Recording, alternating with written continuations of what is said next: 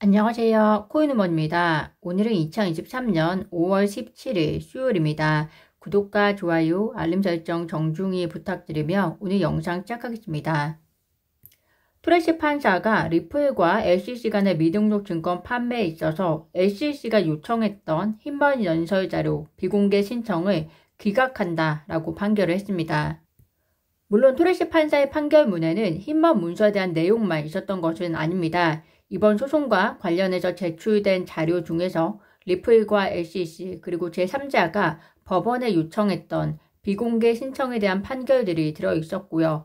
하지만 흰번 문서가 가장 주목을 받고 있는 이유는 LCC가 1년 6개월 동안 숨기려고 노력했었던 문서이고 또 세간에서는 리플의 승소와 연결시켜줄 핵심의 문서로서 관심을 받아왔기 때문입니다.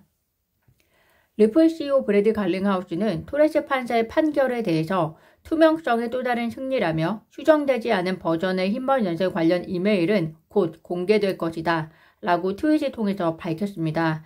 리플과 리플 소송 관계자를 제외하고는 사실 대중 중에서 그 문서의 내용을 알고 있는 사람은 없는 만큼 흰번 문서가 공개가 되면 LCC에 대한 비난의 화살이 어느 정도가 될지 아직까지 예측할 수는 없을 것 같습니다. 트래시 판사가 5회 LCC의 흰번 연설 관련 문서를 비공개해달라는 요청을 기각을 했는지 그 이유를 판결문 통해서 간단히 소개해드리겠습니다. 첫 번째로 LCC는 이 문서들은 약식 판결과 관련성이 명확하지 않다. 그리고 그들의 공개가 LCC에 매우 불리할 것이기 때문에 문서들을 비공개해야 한다라고 주장을 했었습니다. 이에 대해서 법원은 궁극적으로 흰번 연설문이 허용된다고 판단하든 또는 법원이 약식 판결을 내릴 때 문서에 의존하든 상관없이 그것들은 대중의 강력한 추정의 대상이 되는 사법 문서이다. 그리고 사법 문서는 사법 기능의 수행과 절차에 유용하다라는 판례를 인용하면서 흰번 연설 문서는 합리적인 법원의 판결에 영향을 미칠 수 있는 가능성이 있을 것이다 라는 답변을 하고 있습니다. 두 번째로 트래시 판사는 LCC 내의 개방성과 솔직성을 보호하기 위해서 비공개가 필요하다는 주장에 대해서도 거부를 했는데요.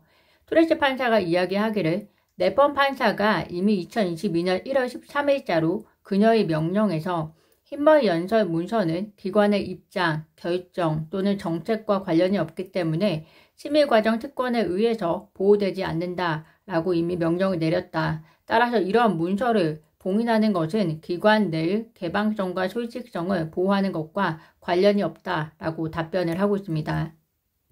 세 번째로 LCC가 향후 항소나 또는 다른 소송에서 문서가 특권이라고 주장할 수 있기 때문에 법원이 흰번 연설 문서를 비공개해야 한다는 주장도 거부를 했습니다. 트래시 판사는 특권이 적용되지 않는다는 법원의 주장이 지금 있음에도 불구하고 LCC가 앞으로 있을 항소나 다른 소송에서 해당 문서가 특권이다 라고 주장할 수도 있기 때문에 지금 비공개해야 한다는 예방적인 접근법을 지지해야 하는 권한을 LCC는 가지고 있지 않으며 또 법원은 특권이 없다고 결론 내린 문서를 비공개해야 하는 움직임을 일상적으로 거부한다 라고 명확하게 이야기를 하고 있습니다. 간만에 가슴이 뚫리는 트래시 판사의 판결인데요. 한마디로 이 판결을 요약해서 말씀드리면 특권에 의해서 흰번 문서는 보호되지 않는 문서라서 비공개할 이유가 없다. 또한 사법결정에 영향을 미칠 가능성이 어느 정도일지는 모르지만 어쨌든 있기 때문에 다루어져야 하는 사법문서이다. 또한 LCC 너희들이 나중에 항소를 하든 뭐라든 간에 그것 때문에 법원이 특권이 없다고 이야기한 문서를 미리 비공개 조치를 취해줄 이유가 없다라는 것으로 이해하시면 될 것 같습니다. 트래시 판사의 판결에 흰번 연설과 관련된 내용이 얼마만큼 적용이 될지는 모르겠지만 최소한 최근 코인베이스에 대한 대응을 포함해서 정당한 고지 방어 부분에 있어서는 LCC에게 불리한 영향을 줄 것이라고 개인적으로 생각이 듭니다. 어제 영상에서도 말씀드렸듯이 코인베이스의 규제 명확성, 청원에 대한 답변을 하라는 법원의 명령에 대해서 LCC가 코인베이스 내 정보기관의 특정 행위를 의무화하는 권한이 없다. 산업규제 지침에는 몇 년의 시간이 걸릴 수도 있고 우리는 서두르지 않을 것이다. 라는 답변을 밝힌 만큼 이 답변 또한 SEC 위선과 그리고 권한이 아니라 권력을 휘두른 증거로서 소송의 역사상 남을 것이라는 생각이 듭니다. 로이터 통신에 따르면 미국, 일본, 영국, 독일 등이 포함된 국제증권위원회 위원장이 파리에서 열린 한 행사에서 국제적인 암호화폐 규정을 조만간 공개할 것이다 라고 밝혔는데요. 국제적인 암호화폐 규정이 생기는 것은 좋지만 해당 규정이 의무사항이 아니라 권고사항인 만큼 각 나라가 각 나라의 상황에 맞춰서 얼마만큼 참고할 수 있을지는 의문이 듭니다. 미국 바이든 대통령과 의회의 부채 한도 협상이 결렬이 되면서 6월 1일 디폴트 가능성이 여전하다라는 내용이 보도가 되었습니다. 이에 따라서 바이든 대통령은 부채 한도 협상을 위한 추가적인 시간 확보를 위해서 G7 미팅 일정을 조율할 것으로 예상이 된다고 합니다.